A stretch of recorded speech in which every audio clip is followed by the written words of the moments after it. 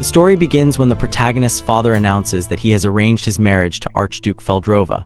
His father firmly says that Ferda Rasnova should already understand exactly what such a marriage means. To Ferda, hearing those words feels like a living nightmare. It is not because the Archduke is unattractive. Among the nobility, being chosen for that marriage is practically the same as receiving a death sentence.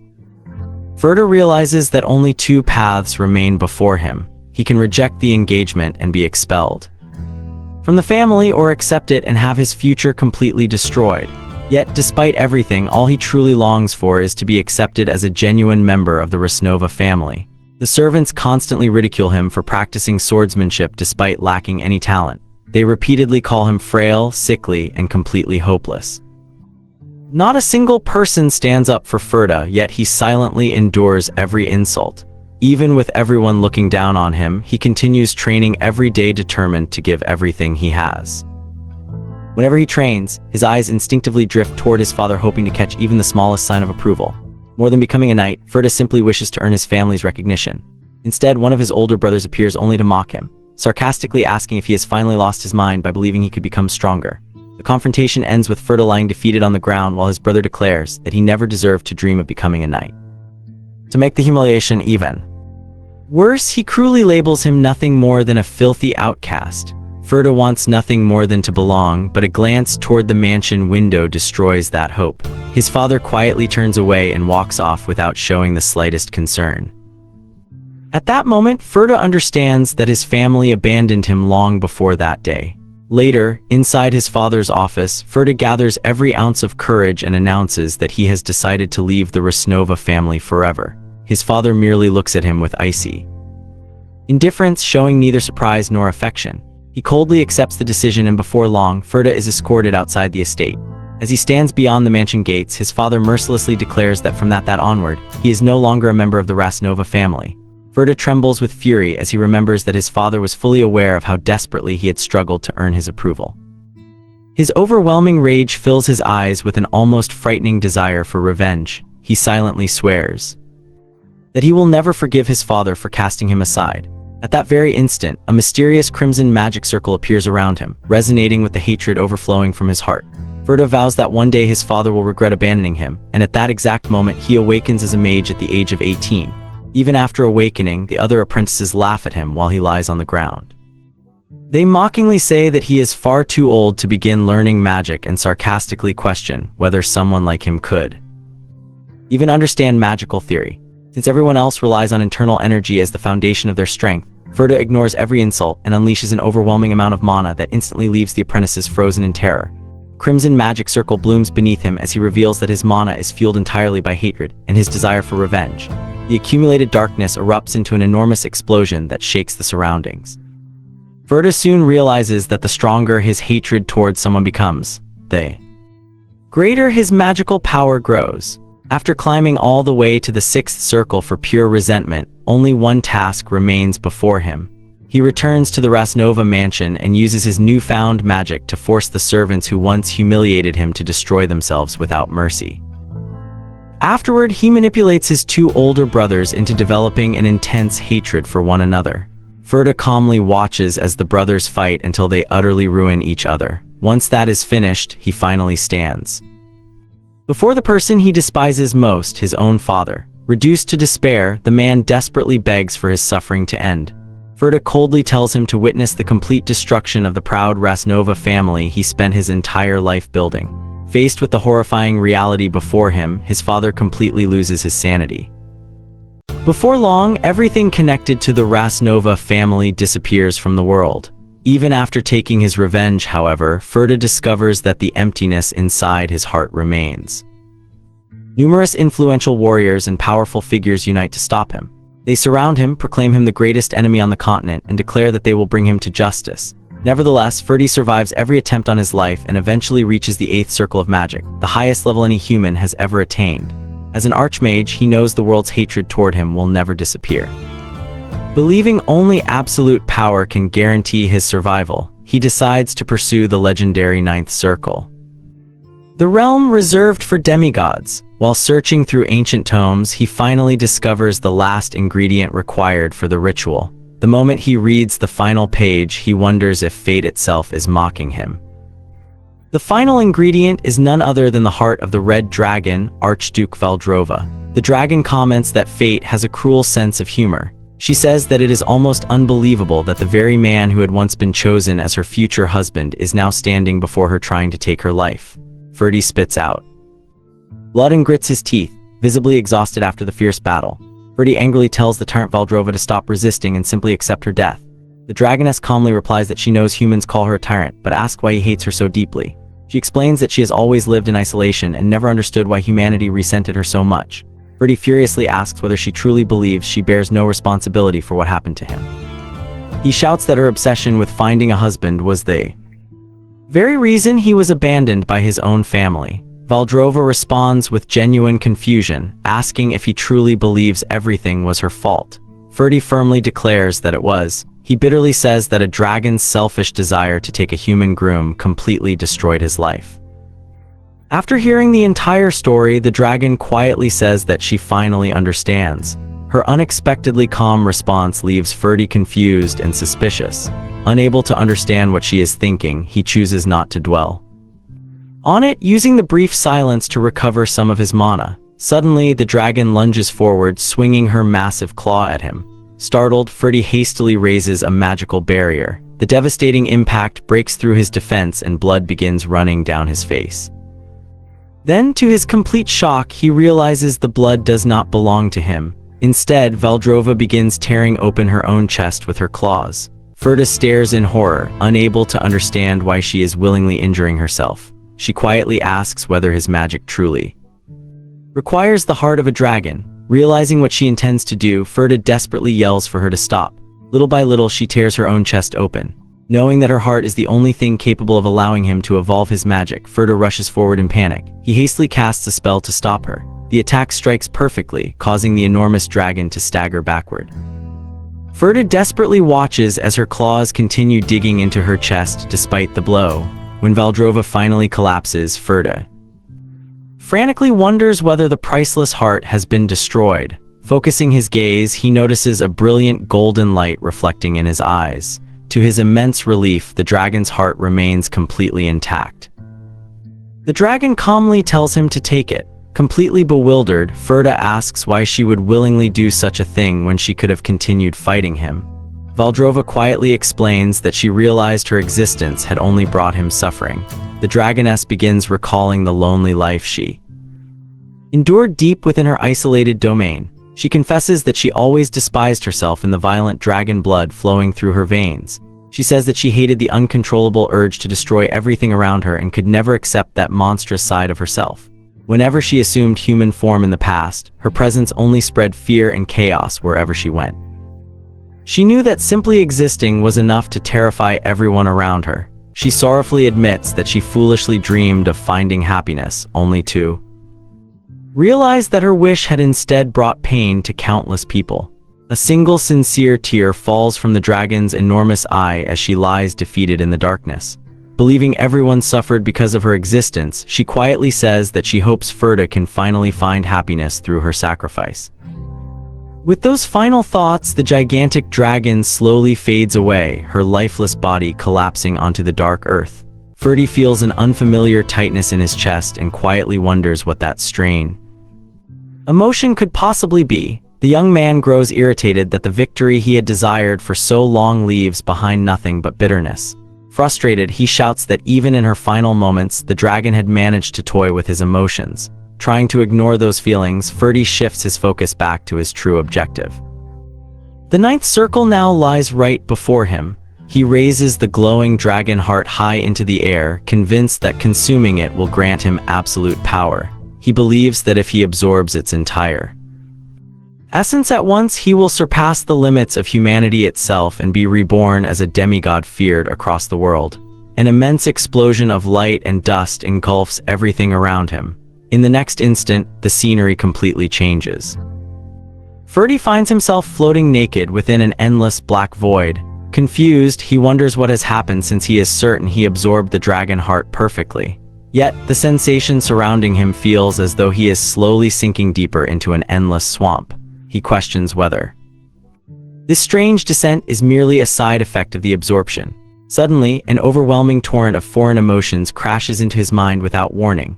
A violent bolt of magical lightning strikes directly through his head in the middle of the darkness. At that moment, Ferdy realizes with shock that the memories and emotions flooding his consciousness belong to Valdrova herself. For the first time, he truly witnesses the truth hidden within the dragon's heart and understands everything she had been carrying alone. He experiences an ancient despair so profound that his own suffering seems insignificant by comparison. Alongside it exists a quiet, gentle loneliness unlike anything he had ever imagined. Ferdy slowly realizes that the hatred which had driven him throughout his entire life was painfully small. Tears begin filling his eyes as he wonders what terrible mistake he has just committed. He questions what he had truly wanted all along. Had it been becoming an archmage, taking revenge, ascending into a demigod, as those thoughts race through his mind, he suddenly remembers himself as a lonely little child quietly drawing at a table. At that moment, he finally understands the answer. It had never been any of those things. All he had ever wanted was to draw a picture of his family happily gathered together and be accepted by them. His one genuine dream had simply been to build a peaceful family of his own and live an ordinary life. As he remembers Valdrova as human appearance, he sadly wonders whether she had wished for that exact same simple happiness. Ferdy realizes that his endless pursuit of power and revenge had ultimately been meaningless. The dragoness was already gone because of his own hands, making his greatest achievement feel completely hollow. Sincere tears of regret stream down the young mage's face. He remembers that the only spell a ninth circle mage can cast is the legendary wish spell. Even believing that everything has already become meaningless, Ferdy decides to cast the ultimate magic. Inside the glowing circle, suddenly he hears a familiar voice calling his name. Opening his eyes in surprise, he finds himself standing inside the luxurious office of the Resnova mansion once again. Before him stands his father, Bolt Resnova, sternly scolding him for losing focus while they are speaking. Ferdy immediately remembers that this man eventually lost his sanity before his death. He quickly begins piecing together what day this must be. His father calmly repeats the same words Ferdy heard in his previous life, announcing that his marriage to Archduke Valdrova has already been arranged. He firmly says that Ferdy should understand exactly what such a decision means. Bolt continues by warning that if Ferdy refuses the engagement, the Resnova family will take appropriate action. Ferdy instinctively steps forward before realizing with complete disbelief that he has truly traveled back in time. Interrupting his father without hesitation, he firmly says that he understands everything perfectly. Ferdy declares that he will not run away. This time, he formally announces that he accepts the engagement to Archduke Valdrova. Elsewhere, the family's second son, Hukin Resnova, is left utterly stunned after hearing the news. He questions the servant, asking whether he heard correctly because Ferdy is certainly not someone who would willingly walk toward his own destruction. The butler explains that Ferdy is preparing to depart soon, but after dismissing every servant, he locked himself inside his room. Yukon smiles maliciously and decides to visit his younger brother so he can enjoy watching his miserable expression one last time. Meanwhile, inside his room, Ferda calmly walks back and forth while preparing himself. Without warning, Yukon violently kicks the door open and angrily demands to know why Ferda has not left yet. However, the moment he enters, his expression freezes in astonishment. Instead of finding a terrified young man crying in despair, he sees Ferda quietly dressing himself with complete composure. Ferda calmly questions his brother's manners, pointing out that barging into another person's room without knocking is hardly appropriate. He casually explains that he dismissed the servants because he wants to grow accustomed to handling things on his own. Yukon becomes suspicious of this drastic change and questions whether Ferda truly understands the meaning behind the engagement. Ferda calmly replies that he understands perfectly well. To him, accepting the marriage simply means being cast out of the Resnova family. Yukon laughs nervously and explains that the situation is far worse than simple exile. He asks whether Ferda knows why the position of Valdrova's groom has remained vacant for so long. Keeping an emotionless expression, Ferda calmly says that he already knows the entire story. He explains that Valdrova's first groom was once the Empire's third prince, a man admired for both his brilliance and his appearance. The prince even gave up his claim to the throne to pursue the engagement. Yet, only one day after arriving in the dragon's territory, he was discovered in Pitiful state, his eyes completely lifeless after being beaten until he was barely alive. Yukon points directly at Ferda and questions whether he truly believes he can survive an ordeal that even a prince failed to endure. Moments later, he shrugs and remarks that he has no intention of stopping a fool from throwing himself into a dragon's jaws. Even so, he coldly warns that if Ferda dares to flee, Yukon himself will personally cut off his head before Valdrova ever gets the chance. Ferda simply looks at his brother with open contempt and dryly remarks that Yukon should first learn to control his own impulses. He then bluntly reminds Yukon that everyone has already noticed the lingering glances he secretly directs toward their eldest brother's wife. Furious, Hayakin immediately lunges toward him, but Ferdy mockingly reminds him that he should restrain himself. Smiling faintly, he comments that his face has become far too valuable to allow even the smallest bruise.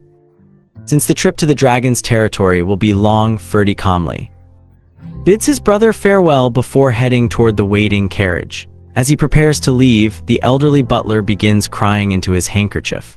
Through tearful sobs, the servant says that serving the young master throughout all these years has been an incredible honor. Ferdy immediately recognizes those words as complete hypocrisy. If serving him had truly been an honor, the butler would never have poisoned his meals in the past. He remembers believing throughout his childhood that he had simply been born weak, never realizing that even the servants had been quietly working against him. The memory fills him with disgust and awakens the urge to snap the old man's neck. Instead, Ferdy simply places a hand on the butler's shoulder and politely thanks him for all his years of service. With obvious sarcasm, he remarks that enduring someone like him for so many years could not have been easy. The butler noticeably stiffens after hearing those words. Ferdy calmly asks him to continue taking good care of his former family before stepping into the carriage. As the journey begins, Ferdy notices an unfamiliar peace settling over his mind. Perhaps it is because he already exacted his revenge in his previous life.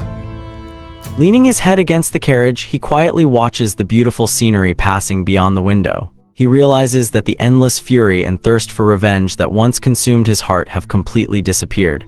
Reflecting on his past, Ferdy concludes that the red magic fueled by hatred had behaved much like an addictive substance. At first, its power felt intoxicating and exhilarating, but as he gradually developed a tolerance, that same power spiraled beyond his control. Eventually, the hatred became a deadly poison that corrupted not only his mind, but also his very soul.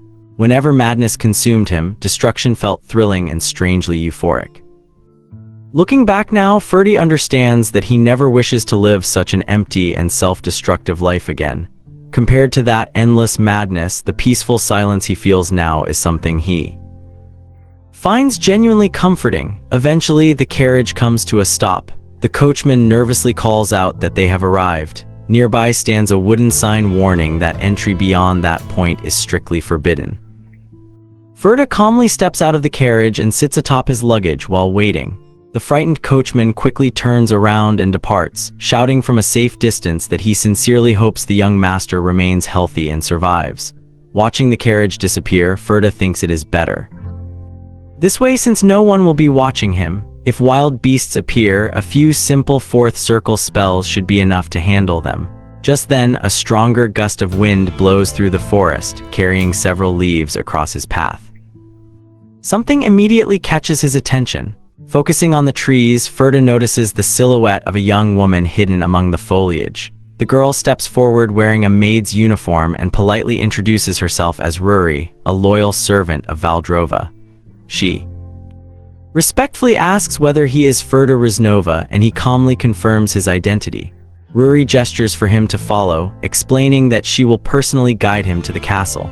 Throughout the Arcan Empire, people proudly boast about the overwhelming strength of their nation while refusing to acknowledge its many flaws. Far to the east lies the dangerous land of demons, a region overflowing with monsters beyond human control. Yet, it is the feared red dragon, Valdrova, who single-handedly prevents those creatures from invading by controlling the entire frontier. As Ferda walks behind Ruri, he quietly reflects that history has treated Valdrova unfairly. For despite her terrible reputation, she alone built and maintained the only line of defense protecting humanity from that terrifying land. As wolves circled him through the forest, Ferda remembers how people constantly spread rumors that Valdrova was secretly gathering an army of monsters. However, none of those cowardly slanderers would ever possess enough courage to repeat such accusations while standing before the enormous dragon herself. Noticing that Ferda keeps watching the beasts around them, Ruri turns and tells him there is no need to worry. She releases a faint protective light and assures him that while he remains beside her, none of the monsters will dare attack recklessly.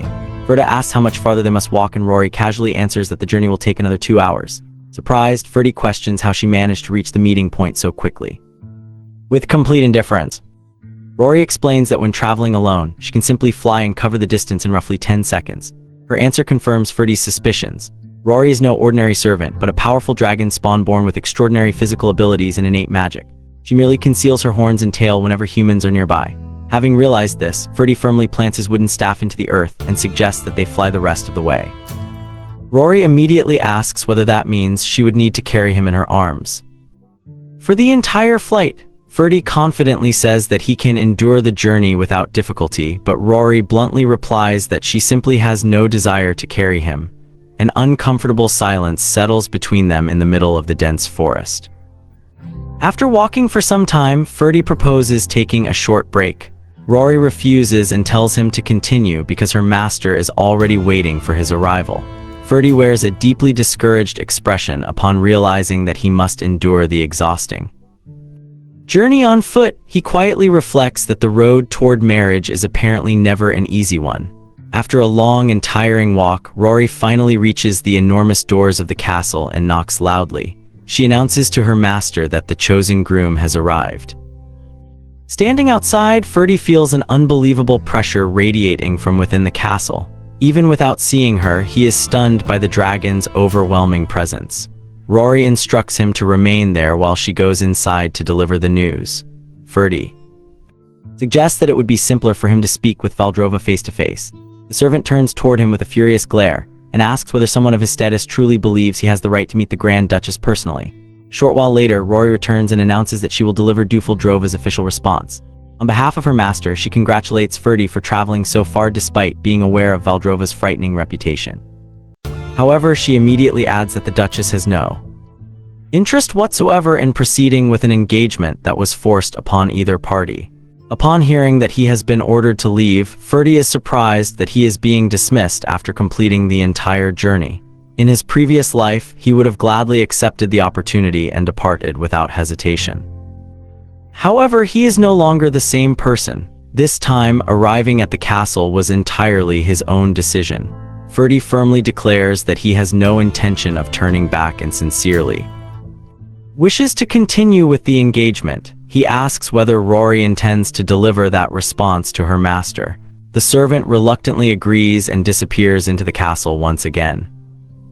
When Rory returns, she is carrying an enormous sack overflowing with gold coins. She places the heavy bag before Ferdy and explains that the Duchess praises his courage and is willing to offer him the fortune if he requires assistance. She says that the money is intended to help him leave the territory and rebuild his life somewhere far away. Ferdy glances at the vast wealth before calmly stating that he has no interest in riches, influence, or power. Extending his hand, he begins explaining the true reason for his arrival. With complete determination, he declares that his only desire is to fulfill the engagement with Duke Valdrova. Hearing his persistent refusal, Rory closes her eyes and releases a long, irritated sigh. Suddenly overwhelmed by anger, she tightly clenches her fist and strikes the empty air with tremendous force. Pointing directly at Ferdy, she harshly demands that he leave the territory immediately. Ferdy calmly remarks that such a brief and emotional response could not possibly have come from the Duchess. Rory openly admits that those words are her own. Horns emerge from her head while her fingernails lengthen into sharp claws. Her enormous reptilian tail appears behind her as a monstrous green aura erupts from her entire body. Ferdy raises his arms to protect himself from the violent wind and immediately recognizes the oppressive force as dragon fear. Rory knocks him to the ground and angrily declares that mortals like him are nothing more than worthless creatures consumed by ambition. Lying beneath the tremendous pressure, Ferdy finally understands that this arrogance was precisely what caused the Empire's third prince to meet such a miserable end. Rory confirms his suspicion. She explains that the prince only pursued the marriage because he intended to exploit it as a means of subjugating and controlling the dragon. She bitterly calls him a shameless fool who genuinely believed his greed could remain hidden. Taking a firm step closer, she admits that the former groom was an extraordinarily arrogant man. Rory presses Ferda against the ground, planting her claws over his chest. She says that she sees no meaningful difference between him and the prince, then asks whether he truly wishes to suffer the same horrifying fate. Despite the dangerous position, Ferda merely responds with a faint and confident smile. Rory freezes in surprise as he begins making a sincere oath. Ferda swears that not a single word he has spoken is false. He assures her that no one forced him to come, nor is he pursuing the engagement for money, status, or personal advantage. He remembers how in his previous life, Valdrova willingly gave her heart to save a selfish man like him.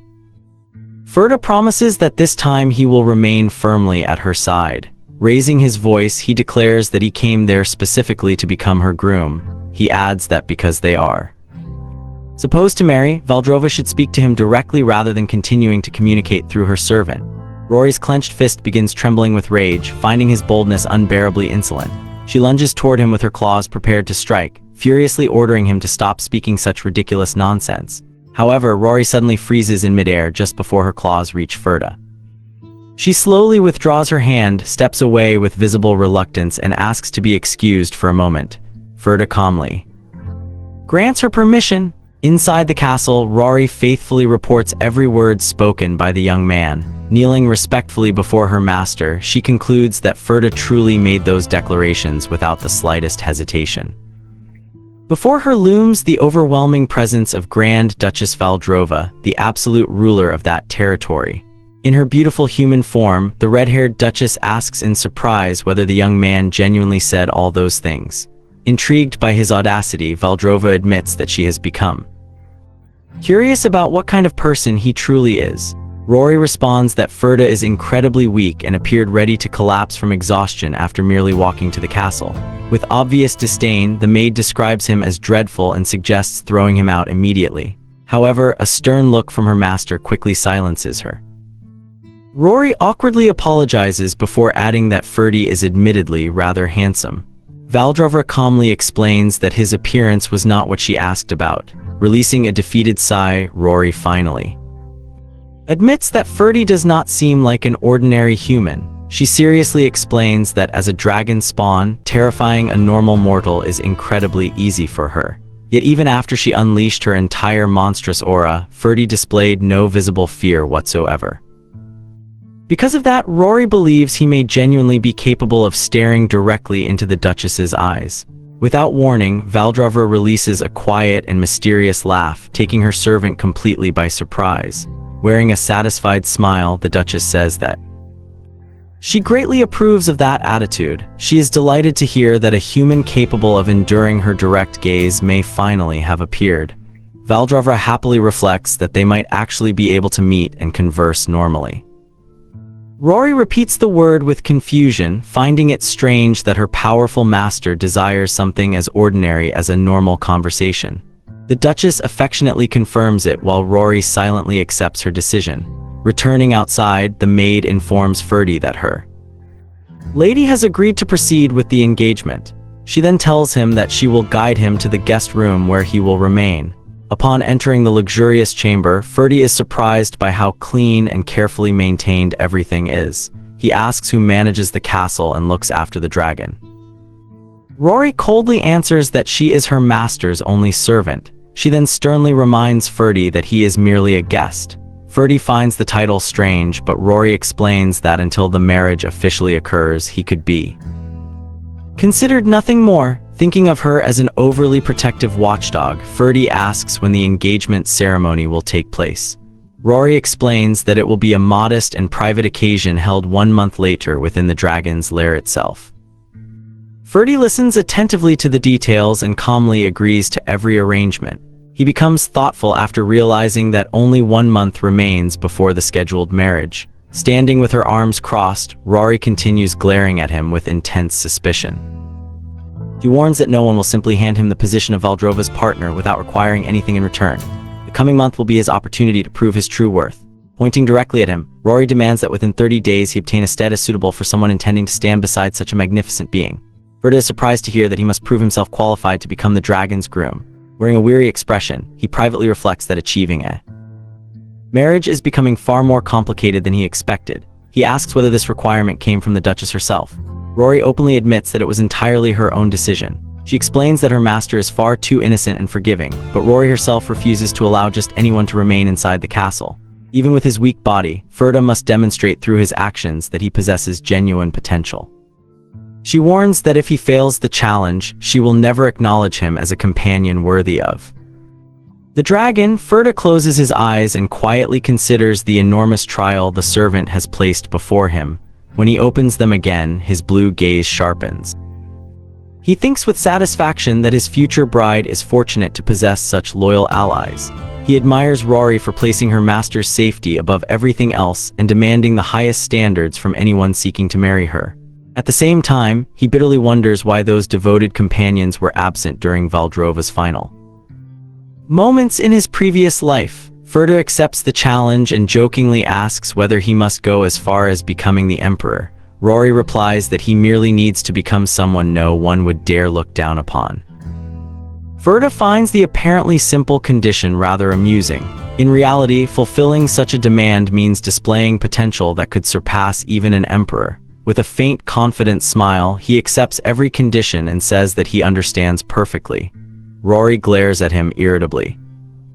Unable to comprehend why this human remains so calm despite the danger surrounding him, she angrily asks whether he believes dragons are easy to deal with or whether something is wrong with his mind. Ferda calmly denies both possibilities. He asks her not to worry and confidently guarantees that he will demonstrate his true capabilities within a single month. Rory studies him suspiciously, wondering where such extraordinary confidence could possibly come from. Night eventually descends over the Grand Duchess's enormous castle. With the full moon glowing above the darkened towers, Ferda slowly paces around his room while considering how he can prove his potential. At present, he possesses none of his former magical abilities. However, mages are extremely rare, and he remains the only person with the experience of reaching the 9th circle. If he can rediscover that sensation, restoring his previous strength should be entirely possible. For every mage, forming the 1st circle is the most crucial step because it determines the future direction of all. They're mana circuits. A blue circle is created through peaceful and stable meditation, making it the path followed by the overwhelming majority of mages. A red circle, however, is born through turbulent emotions, resentment, and hatred. That dangerous path granted Ferda tremendous strength in his previous life, but it also nearly drove him completely insane even after he became an archmage. He knows that choosing the red path again would allow him to regain his power much faster. Even so, Ferda hesitates, uncertain whether he is willing to risk becoming the same person he once was. This time, Ferda chooses a completely different path, determined not to lose himself again during his new journey. 1 week passes beneath the castle's clear daytime sky. Inside his room, Ferda sits cross-legged on the floor, holding a steady lotus position as he attempts to meditate. He focuses intensely until a faint blue magical energy begins forming between his hands. However, the unstable light soon scatters into the air. Ferda releases a weary sigh, realizing that his latest attempt has ended in failure once again. Normally, creating a blue circle requires nearly 3 years of disciplined meditation. Ferda had assumed that his memories and experience from before time was reversed would allow him to complete the process far more quickly. Unfortunately, despite all his knowledge, he has yet to achieve meaningful results. With only 3 weeks remaining before the deadline, the lack of progress is becoming increasingly troubling. At that moment, Rory enters the room and asks whether he has been properly preparing himself. Ferda calmly confirms that he is doing everything he can. However, after glancing at him and the food nearby, Rory grumbles that absolutely nothing about him appears to have changed so far. While eating peacefully, Ferda tells her that everything will eventually work out as long as he continues trying. His relaxed answer leaves the maid standing in irritated silence. As he finishes his meal, Ferda privately admits that his training has produced no progress whatsoever. He understands that if he continues using the same method, he will need to find another solution before the remaining time disappears. Without warning, an extremely powerful tremor shakes the entire room. The walls and furniture vibrate violently, catching Ferda completely off guard. Startled, he asks what could possibly be causing such an enormous disturbance. Rory casually explains that her master is currently hunting monsters. Ferda finds the explanation unusual and asks what kind hunt could shake the castle from such a distance. Rory clarifies that the Duchess is personally exterminating the creatures advancing from the eastern lands. Hearing this, Ferda turns thoughtfully toward the window and quietly murmurs Valdrova's name. After considering the situation for a moment, he rises with determination and informs Rory that he wants to witness the battle with his own eyes. Rory immediately advises him to abandon that idea. Ferdy questions why he should not be allowed to go. The maid seriously explains that the mind of an ordinary human could never endure the sight of a dragon's battle. She even mocks him by saying that if he does not wish to humiliate himself before the engagement ceremony, he should remain safely inside the castle. Ferdy firmly slams his hand against the table and rejects her warning. He declares that witnessing the Duchess's battles is his responsibility as the person who intends to become her companion. No matter how dangerous the scene may be, he insists that he must see everything for himself. Faced with his stubborn determination, Rory finally gives in. She spreads her dragon wings and swiftly launches into the sky while carrying Ferdy with her. A short while later, they descend onto a wide, grassy area. Rory calmly announces that they have reached their destination. The instant his feet touch the ground, Ferdy collapses onto his knees. The unbelievable speed of the flight leaves him dizzy and nauseated, almost as if they had teleported rather than traveled through the air. With his stomach twisting violently, Ferda complains about the terrible journey. Rory shows no sympathy and tells him to stop focusing on his discomfort. She harshly orders him to stand and direct his attention toward the real reason they came. The two stand atop a high cliff overlooking the region below. A dense, dark purple mist covers the enormous valley, obscuring nearly everything beneath it. Ferda narrows his eyes and focuses his vision toward the abyss. The moment he recognizes what lies below, his eyes widen in complete shock. The valley is filled with gigantic monsters, all of them violently clashing amid the darkness. Ferda wonders whether this horrifying place is truly the battlefield where Valdrova has been fighting alone. Within the thick mist, countless monstrous creatures collide in a chaotic and deafening struggle. Suddenly, an enormous explosion of fire tears through the valley. From the center of the flames, the immense red dragon emerges and soars across the battlefield. Two colossal serpents roar before lunging toward her from opposite sides. Valdrova meets them without hesitation. With a single powerful strike, her claws tear effortlessly through one serpent's thick hide. She immediately sinks her enormous fangs into the monster's neck. At the same time, a blazing light begins gathering inside her mouth. Fiery energy rapidly builds within the dragon's throat, illuminating the darkness around her with a brilliant red glow. An instant later, Valdrova unleashes a devastating breath of fire. The enormous inferno sweeps across everything below, incinerating all creatures caught in its path. The intense heat and violent wind reach even the top of the distant cliff. Rory remains perfectly calm and unmoving as the shockwave crashes over them. Then Valdrova releases a deafening and terrifying roar. The sound explodes throughout the valley like an overwhelming shockwave. The crushing pressure spreads across the battlefield, shaking the land and overwhelming every creature within range. The moment Ferda feels the dragon's presence directly, cold sweat pours down his body. His limbs begin trembling uncontrollably beneath the unbearable weight of her power.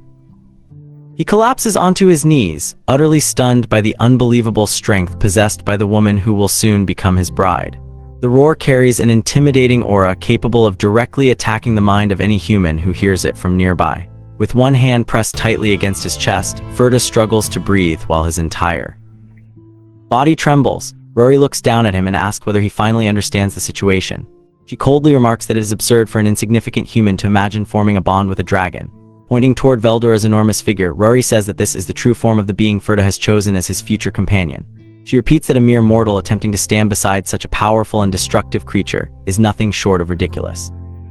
Rory emphasizes that the terrifying dragon tearing through monsters below is the exact partner Ferda claims he wishes to have beside him.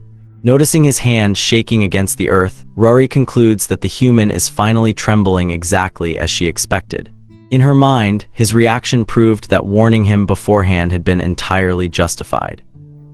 She explains that the blood of a red dragon contains what humans commonly describe as a fierce and destructive nature. A red dragon is an unyielding being driven by an instinctive desire to destroy. That violent intent exists within its blood from birth and can never be fully removed. Rory asks whether Ferda now understands the danger of living every day as a dragon's companion. Privately, the servant believes that dragons and humans can never truly stand as equals. She is convinced that her master will soon realize that this engagement is nothing more than a pointless dream. However, Ferda suddenly raises his head. Rather than displaying terror, a bright smile appears across his face. Still staring toward Valdrova, he quietly murmurs that the entire sight is truly magnificent. Rory freezes in disbelief. Instead of fear or disgust, Ferda is watching the enormous dragon with pure wonder and admiration. The maid instinctively takes a step backward, horrified by his reaction. She begins to wonder whether the human is actually some sort of madman who enjoys suffering.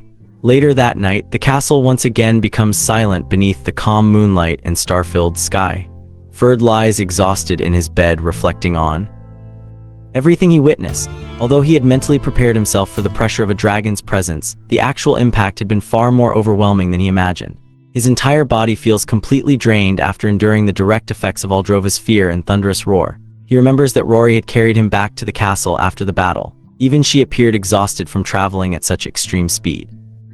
Ferda considers it a miracle that his mind survived the experience without suffering permanent damage. Even so, he knows that he cannot afford to waste the entire day recovering without making progress in his training. As he rests, Ferda begins questioning why he had been so determined to witness that dangerous battle in the first place. He carefully recalls every impressive scene he saw within the valley. Without warning, a sudden realization flashes through his mind, causing his eyes to widen. Although the sight had been terrifying, Ferda understands that deep within his heart he wants to continue watching his future. Bride from nearby. Valdrova hides her true form at the eastern border, where she crushes and tears apart countless horrifying monsters. She endures that brutal existence solely to protect the thing she cherishes most. To Ferda, her determination resembles the journey of a noble knight who willingly chose a painful and lonely path for the sake of others. He spreads his arms slightly as a gentle breeze passes through the room and reflects on how truly magnificent she is. A faint smile forms on his face as he considers the incredible meaning behind someone like Valdrova agreeing to stand beside him. At that moment, a powerful red energy suddenly gathers between his hands. Ferda stares at it in shock and immediately recognizes the formation of a red circle. Panic fills him as he desperately attempts to suppress the energy. He knows that he cannot repeat the mistakes of his previous life and must reject the dangerous power before it consumes him again. However, when he closely examines the flow of crimson mana, he notices something completely unexpected within it. The image of Valdrova standing proudly like an imposing warrior clad in brilliant red armor surges through his thoughts. Ferda's heart begins pounding violently as he concentrates on that unforgettable image. The more clearly he remembers her battle, the more his mana circuits begin opening. Yet the emotion fueling the red energy is neither hatred nor revenge. Sitting in meditation before the unstable power, Ferda desperately tries to understand this unfamiliar feeling before the energy fades away completely.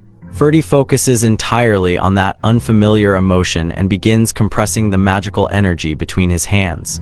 The mana spins faster and faster as he maintains complete concentration. Crimson light intensifies around his body while he pours all his willpower into forming a single powerful magic circle. At last, the circle takes shape successfully. Ferda smiles as he senses that the energy flowing through it is completely different from the hatred that fueled him in his previous life. With a firm and determined gaze, he promises himself that he will never repeat the same mistakes in this new life. The following morning, Rory enters his room and freezes in astonishment. Her jaw nearly drops as she asks whether he truly managed to activate his mana circuits in only one night. Ferda praises her sharp perception, but the maid impatiently demands to know how he accomplished something that should have been impossible. He proudly explains that he succeeded because he is far from an ordinary person, then asks what she thinks of his astonishing progress. Rory reluctantly admits that he has fulfilled her initial requirement. However, Ferda acknowledges that forming the first circle is only the beginning and that he still has a very long road ahead. After finishing his meal, he neatly sets his napkin aside. His expression becomes serious and focused as he begins considering his next move. Ferda asks whether there is any suitable place nearby where he can train. Sometime later, a straw dummy is quickly positioned in the center of a broad sandy field filled with training targets. Standing nearby with a broom in hand, Rory proudly announces that she prepared the entire training ground exactly as he requested. Impressed by her speed, Ferda claps and praises her efficiency, noting that she managed to arrange everything alone in only half a day. Rory finds his request strange, questioning why he asked for ordinary targets rather than rare or expensive. Training equipment? Ferda explains that elaborate tools are unnecessary because his current objective is to improve the precision and efficiency of his mana control. The maid looks confused and comments that for dragons, controlling magical energy is about as natural and effortless as breathing. Ferda jokingly remarks that most humans would consider such thinking barbaric. Rory immediately counters by proudly reminding him that she's also a dragon spawn. Ferda stares at her in silence for a brief moment. Wearing a calm and thoughtful expression, he privately reflects that those born with overwhelming natural power could never truly understand the effort required from humans. Nevertheless, he invites Rory to observe what appears to be a simple mana control exercise. Ferda understands that the foundation of magical control is stability, which is normally associated with the traditional path of the blue circle. However, the circle he awakened this time is red, completely changing how his mana must be handled. To properly command it, Ferda must deliberately stir his emotions while simultaneously keeping them under control. Only by overcoming that contradiction can he release the red circle's full potential. In his previous life, it took him an entire year simply to draw mana from the violent current of his hatred. Another full year was required to compress that unstable energy into a single sphere. All that exhausting effort had been necessary before he could successfully create even the most basic mana. Projectile. Now, however, his accumulated experience allows him to reproduce the same result in only 2 minutes. Rory watches in shock as a perfectly stable red sphere forms above Ferda's palm. She cannot understand how he achieved flawless control on his very first attempt. Ignoring her stunned expression, Ferda casually creates 3 additional crimson projectiles, allowing all 4 spheres to hover around his hand. He points firmly toward the targets and gives the simple command for the mana spheres to fire. The projectiles shoot forward at tremendous speed, ripping through the air while leaving brilliant trails of destructive red energy behind them. A thunderous explosion follows as the spell strikes the target directly in the center and obliterates it before Rory's astonished eyes. Satisfied, Ferda studies his own hands and remarks with a faint smile that he has apparently not lost his talent for magic after all. Rory remains completely silent, analyzing the flawless demonstration with an unusually serious expression. Later, she meets with Valdrova inside a vast cave and finishes delivering her report regarding Ferda's remarkably early awakening as a mage. The Grand Duchess admits that she does not fully understand how impressive such an accomplishment is. She asks how the young man performed during Rory's personal evaluation. Rory answers that he was perfect and did not make even a single mistake. Instead of reassuring her, that perfection makes her consider Ferda even more dangerous, immediately awakening Valdrova's curiosity. The maid insists that no human could possibly perform so flawlessly without concealing something. With visible irritation, she guesses that he may simply be some strange man who takes pleasure in dangerous situations. Someone observing their interactions might even think that receiving such harsh treatment from her would be enjoyable. Valdrova appears amused that Rory has acknowledged a human's ability so strongly. Rory reluctantly admits that Ferda is indeed far more surprising than she expected. The Duchess tells her not to worry and explains that she intends to trust the sincere intentions Ferda has shown toward her. Rory watches her master anxiously, bitterly recalling how deeply humans wounded Valdrova in the past. She silently vows to protect her lady's heart from suffering another disappointment. More than anything, she wants to uncover Ferda's true motives before he can cause any harm.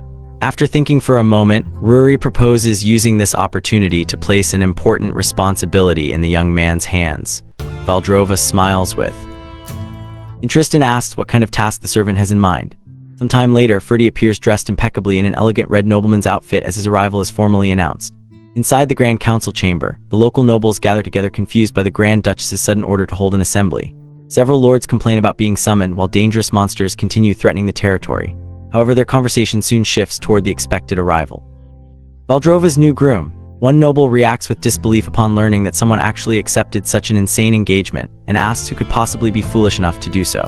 The gathered lords begin exchanging malicious rumors describing Ferda as a frail young man who cannot even properly wield a sword despite belonging to a famous family. At the head of the table sits an elderly and influential nobleman.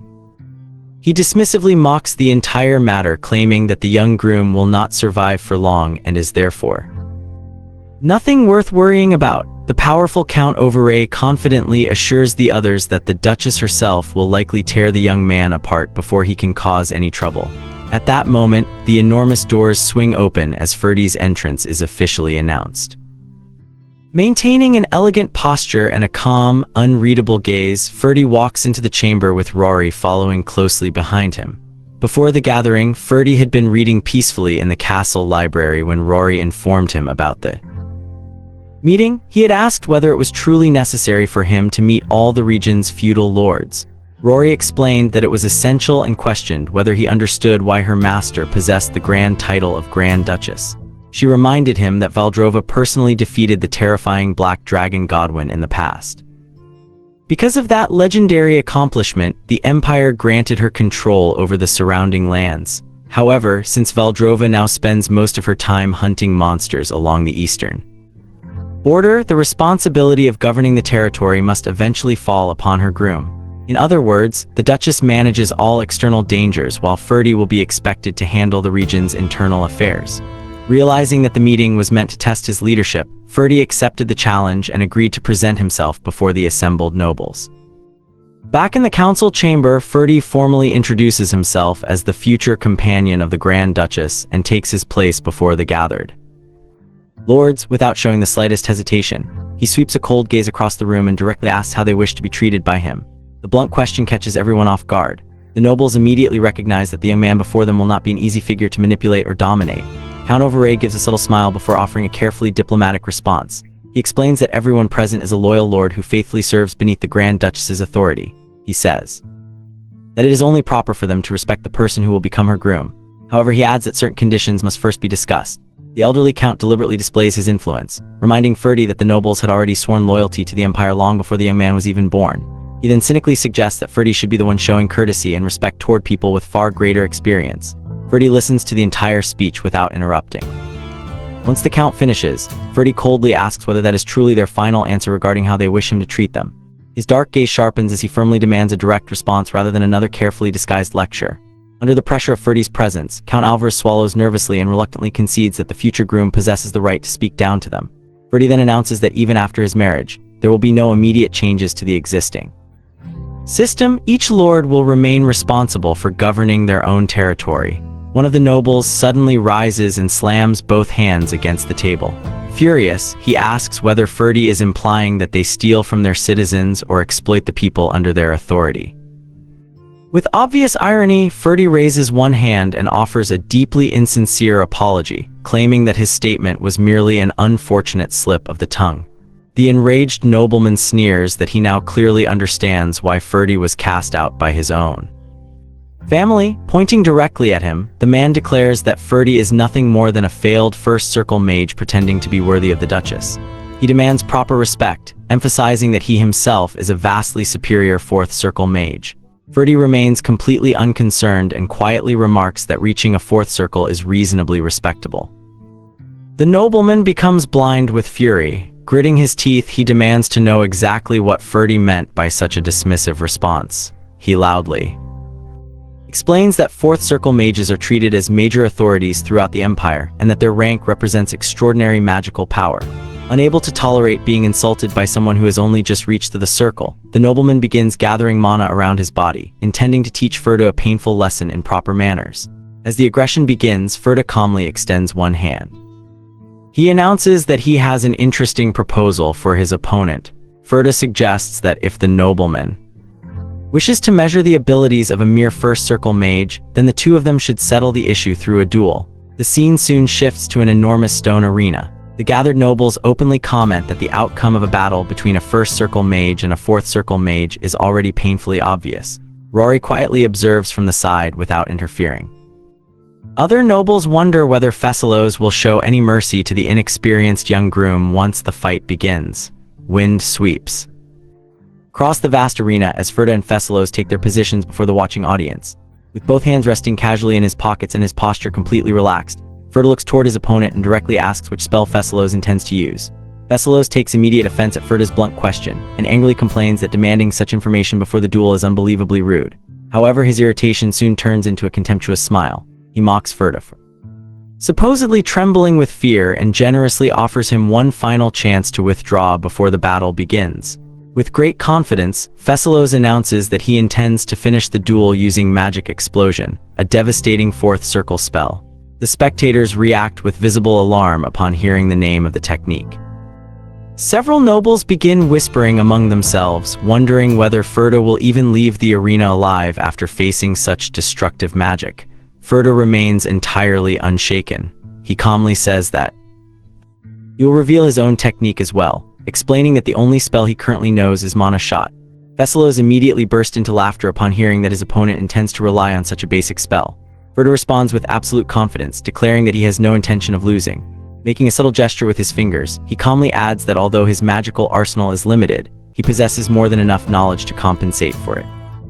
Enraged by the young man's arrogance, Thessalos shouts furiously and begins gathering every trace of destructive mana within his body. A vast, radiant transmutation circle forms beneath his feet, glowing intensely as it prepares to release the fatal spell. Ferda studies the formation carefully and notices that Thessalos is deliberately provoking his own emotions to increase his magical output.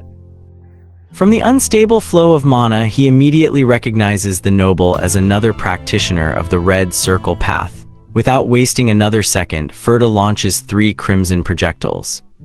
The mana shots tear across the arena at astonishing speed. Thessalos' eyes widen with complete shock and fear when he notices how quickly the attacks are closing the distance between them. Maintaining flawless control over every projectile, Ferda coldly announces that the duel has already been decided.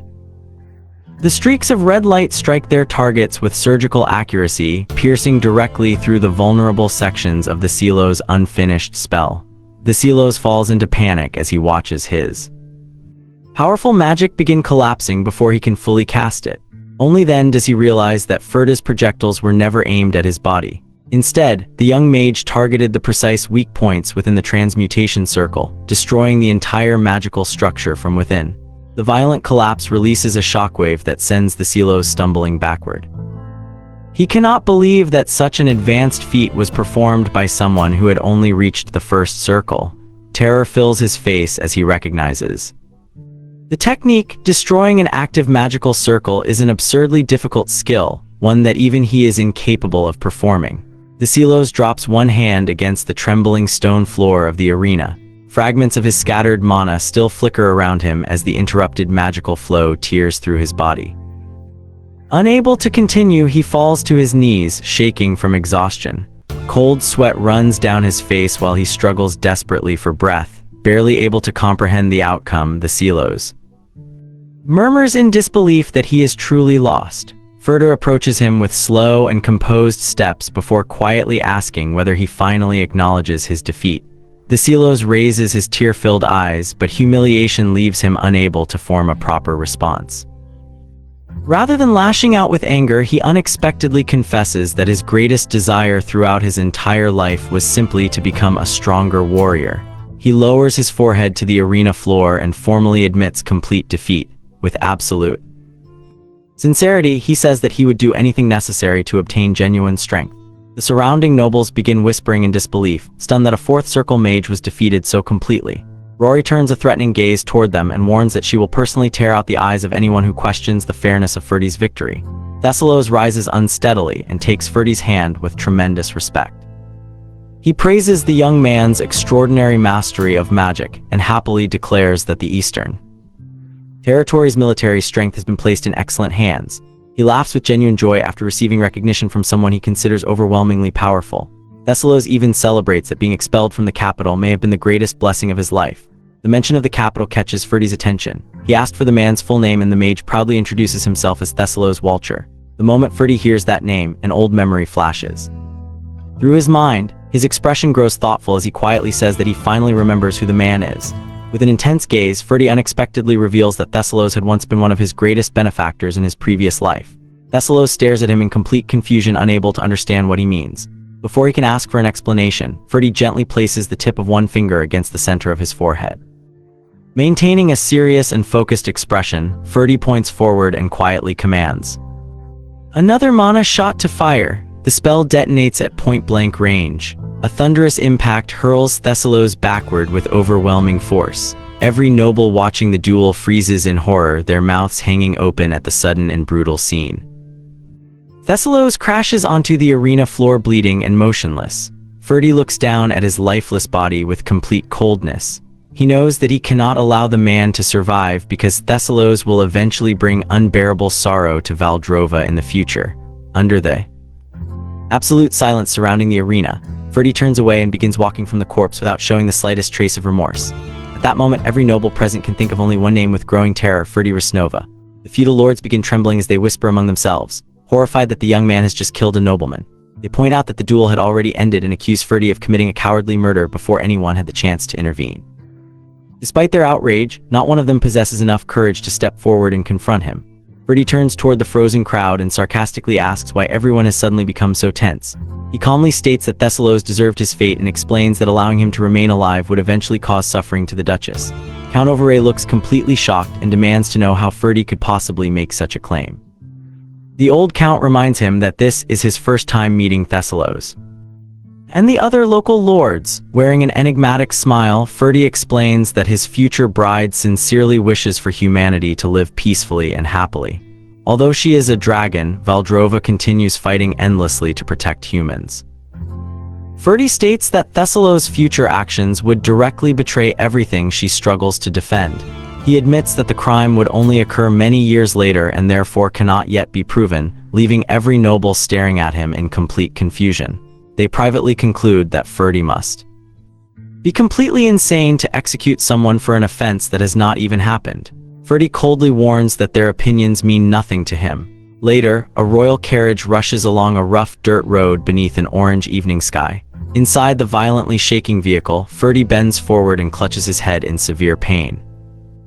A groan escapes him as the world spins uncontrollably around him. He complains that his dizziness is unbearable and that he feels extremely sick. Ferdy realizes that the precise mana shot he used against Thessalos completely exhausted his limited supply of mana. To make matters worse, the constant jolting of the carriage causes overwhelming nausea. He finds himself deeply missing the smooth, magical vehicles that existed in his former future.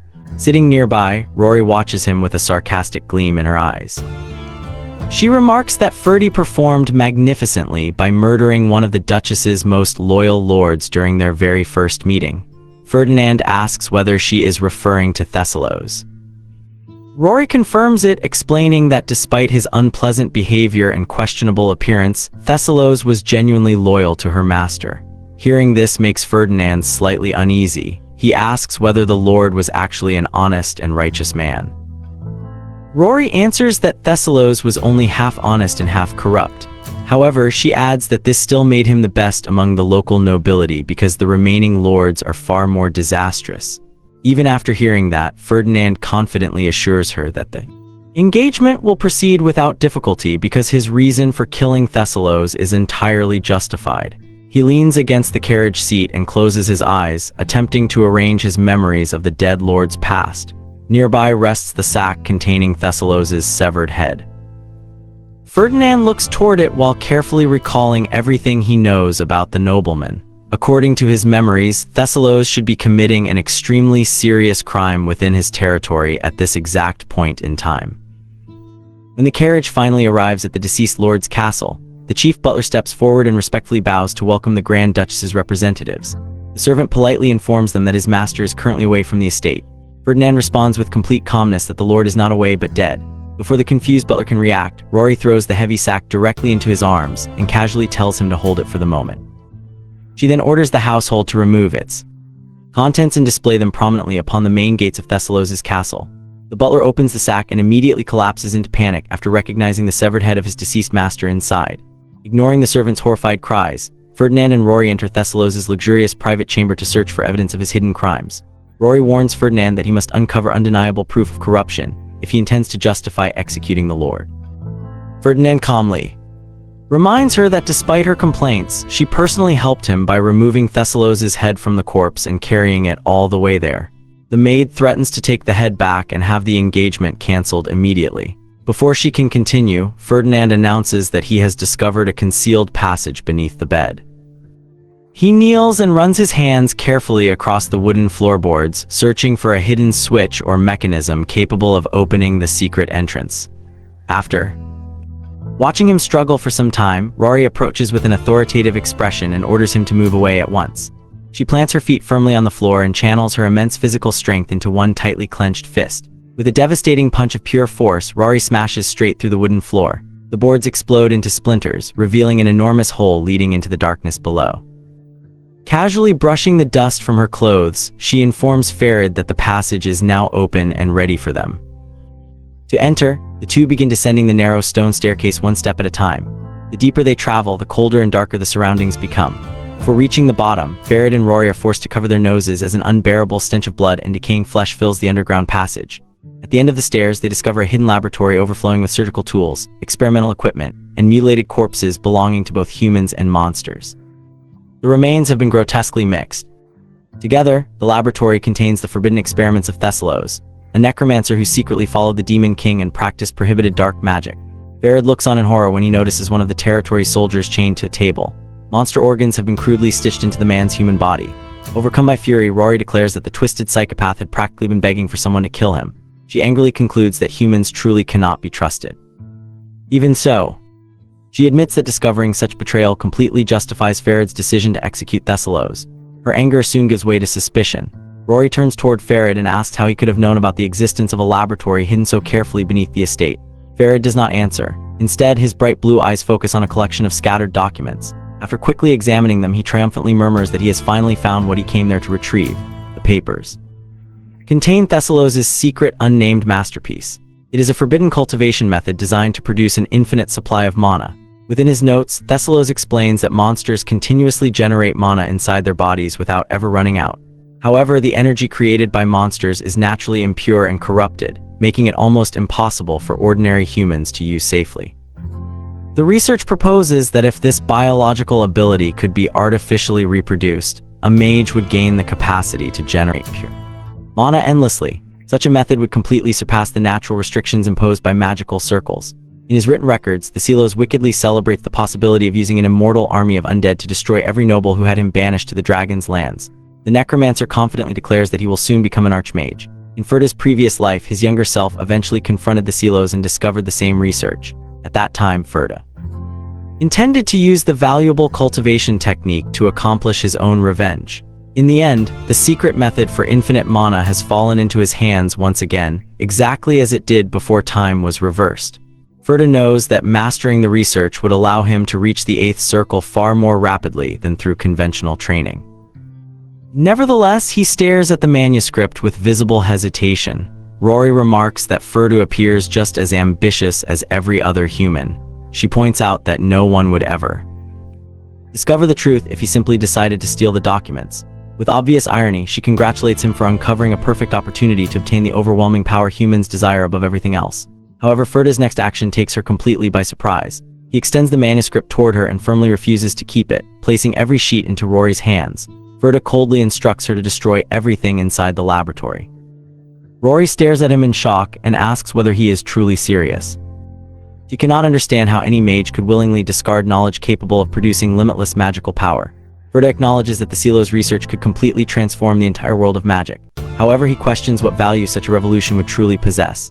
Rather than allowing himself to be tempted by dangerous power and eventually causing sorrow to the Grand Duchess, Ferda chooses to erase the technique from existence. Looking directly into Rory's eyes, he firmly asks whether she can burn every forbidden document for him. Rory studies him in complete silence for several moments. She then decisively replies that fulfilling such a request will not be difficult in the slightest. Intense blue flames immediately emerge from her hand and consume the forbidden manuscript. The dragon fire rapidly spreads through the laboratory, swallowing every document, experiment, and mutilated corpse within the hidden chamber. Ferda understands that magic always carries a fragment of the nature belonging to the one who created it. In his previous life, Desalin's mana had been completely corrupted by his twisted hatred. The necromancer possessed an enormous inferiority complex and resentment remarkably similar to the darkness Ferda himself once carried. If Ferda inherited that corrupted method, those emotions might infect him once again and drag him back into the same uncontrollable madness. For that reason, the research must disappear forever. He bitterly remembers his former self, who could only continue growing stronger by forcing himself to remain hateful at every moment of his life. This time, however, his expression appears far lighter and more relieved. Watching the ashes drift through the burning laboratory, Ferdy calmly remarks that everything is burning remarkably well. Rory stares at him, still considering him an unpredictable and possibly insane man. Even so, her rigid opinion of him begins to soften slightly. She releases a tired sigh and says that they should leave the cold, damp basement and return to the castle. Rory warns that arriving at the Grand Duchess engagement ceremony while smelling of blood would be extremely disrespectful. Hearing the mention of the ceremony immediately causes Ferdy's expression to brighten with excitement.